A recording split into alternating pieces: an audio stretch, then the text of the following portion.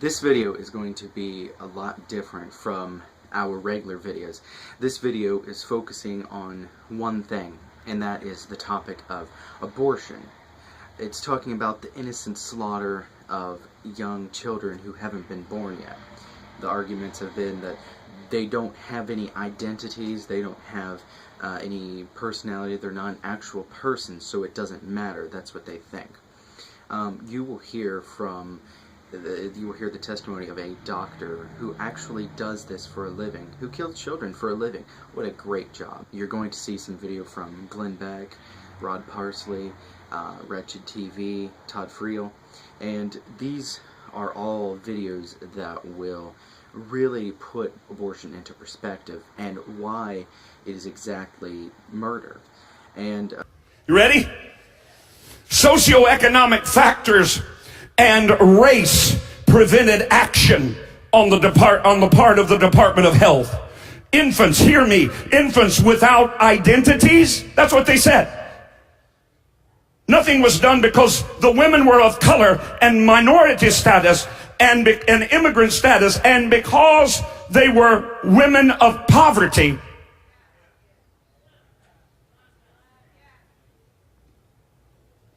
And because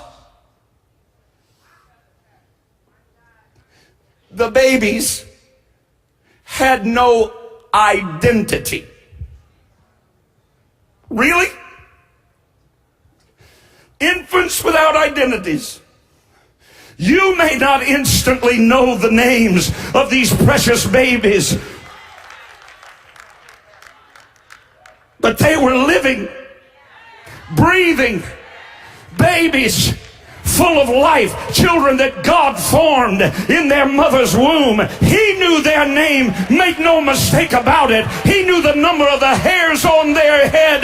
He had ordained them. He had set them apart for a purpose before they were formed in their mother's womb. He could identify every last single one of them. In fact, He has already identified them, and they are sitting in His lap in glory today. And make no mistake about it, God is merciful, and He does not want to punish us, but He is just, and He will require their blood at somebody's hands. Today on YouTube, there is a video of a 25-year-old girl who got pregnant and decided, you know what, there's not enough pro-abortion videos. So she videotaped her abortion. To show what a positive experience that killing your baby can be. It's beautiful. You want to hear it? Here's her intro to the actual abortion. I talk with women before their abortion procedures. I found out that I am pregnant. Hey, I'm pregnant. Good to see she took it so seriously. Hey, I'm pregnant. I'm gonna have to take care of this really quickly. Wow. And then? Oh, I'm pretty early. I'm not ready to have children. Yeah, I'm going to be having an abortion tomorrow morning. So then she films her abortion and puts it up on YouTube. And they leave it. Because it's a beautiful experience. She wants to show how positive it can be. She wasn't ready for children. No, she wasn't ready. Well, she wants to show this important moment to her children when they grow. Oh, wait. I want you to show this. I want you to just to reflect here. A year ago, we as a show decided we would start talking about abortions on the air. We had never done that before. But we sensed, maybe it was a year and a half ago, we sensed it's time. We have got to stand for life. And we had always looked at abortions and everything else as, I just don't want to get into that because there's too many buckets of water we're carrying. Dr. Anthony Levatino used to be one of those doctors who contributed to the tally of 3,300 babies killed every day in America. Along the line, he had a bit of a heart change, and while we've heard some of his testimony before, this is Dr. Levatino appearing before Congress. Imagine, if you can, that you're an obstetrician-gynecologist and a pro-choice obstetrician-gynecologist like I was, and your patient today is 17 years old. She's 24 weeks pregnant from last period. Her uterus is 2 finger breadths above her umbilicus. She's been feeling her baby kick for over a month. She's asleep on an operating room table, and you're there to help her with her problem. The first thing you do is withdraw the laminaria that was placed in the cervix. The dilation of the cervix that's required for a D&E abortion at that level takes at least 36 hours. Later abortions dilation of the cervix can necessitate almost 3 days of preparation prior to performance of the procedure. First thing you're going to reach is for a suction catheter. This is a 14 French suction catheter. It's about 9-10 inches long. It's about 3/4 of an inch in diameter. And picture yourself, if you can, placing this through the cervix and instructing your circulating nurse to turn on the suction machine. What you'll see is pale yellow fluid running through this into the suction bottles of the machine. That was the amniotic fluid that was there to protect the baby.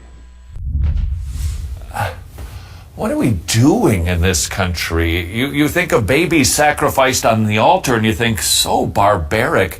Is this any more sophisticated?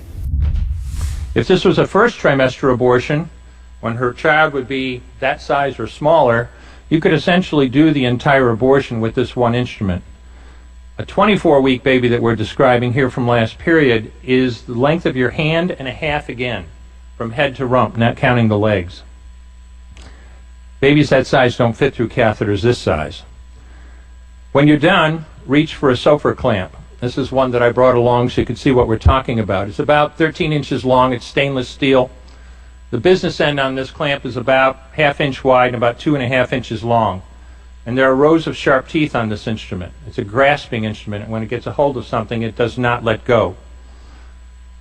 A second trimester abortion at that stage is a blind procedure. You can't really see anything. Everything has to be done by feel.